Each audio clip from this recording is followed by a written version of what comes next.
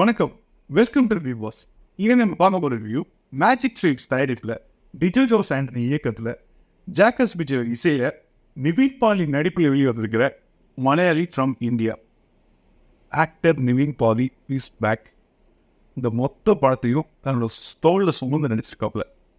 ரொம்ப சூப்பராக பண்ணியிருக்காரு. இன்னும் நிறைய படங்கள் எதிர்பார்க்குறோம். அவர் உடம்பு குறைக்க ஆரம்பிச்சிட்டாரு. Apart from that he is back அப்படி தான் சொல்லணும். அவ்வளோ அருமையாக பண்ணியிருக்காருங்க.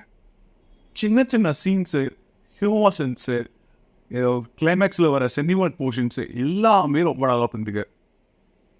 இந்த படத்துக்கு மிகப்பெரிய பக்கபலம் ஜாக்கஸ் விஜயோட பின்னணி இசை, சாங்ஸ் அஃப்கோர்ஸ் ஃபர்ஸ்ட் ஹாஃப் வந்து நல்லா போயிட்டு இருக்கும்போது இடையில பிரேக் போடுற மாதிரி இருந்தாலும் பாடல்கள் நல்லா இருந்தது.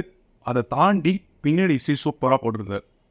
இந்த படத்தில் வந்து வேறு யாருக்குப்பா பயங்கரமான ஸ்கோப் அப்படின்னா தியான் ஸ்ரீனிவாசன் ஒரு நீட்டாக பண்ணியிருக்காரு. அவரோட போர்ஷன் வந்து மெஜாரிட்டி ஃபர்ஸ்ட் ஹாஃபில் தான் வருது.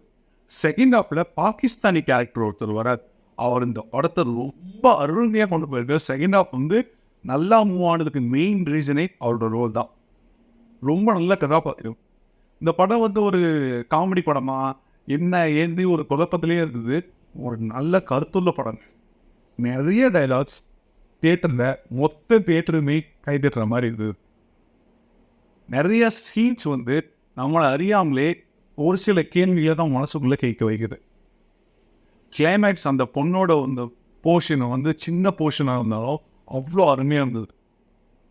இந்த படம் வந்து எதை நோக்கி போகுது அப்படின்றத நமக்கு கிட்டத்தட்ட இன்டர்வியூக்கு அப்புறம் தான் சொல்கிறாங்க.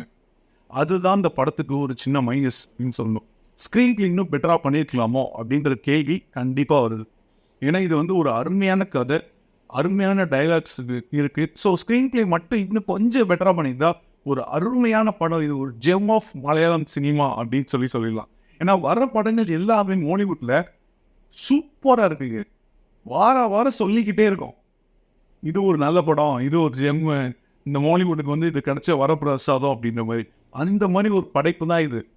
கொஞ்சம் ஸ்க்ரீன் பிளே மட்டும் கண்டிப்பாக கை வச்சு கொஞ்சம் ரெடி பண்ணியிருந்தாங்க அப்படின்னா பக்கா என்டர்டைனர். இப்போவுமே எந்த குறையுமே இருக்காது. இங்கே போகலாம், ஜாலியாக ஒரு உயர்ந்த படத்தை பார்க்கலாம். இந்த படத்துக்கு எங்களோட மதிப்பு 5க்கு 3. நன்றி. மீண்டும் அடுத்த தடவை சந்திப்போம். கிருஷ்ணா நெஞ்சு காரண கிருஷ்ணா ஜென்மம் கோபி கோபி கிருஷ்ணா. வீடு போய் சோத்த போய் குழம்பு வச்சு சாப்பிடுங்க. வேலை வெட்டிய பாருங்க.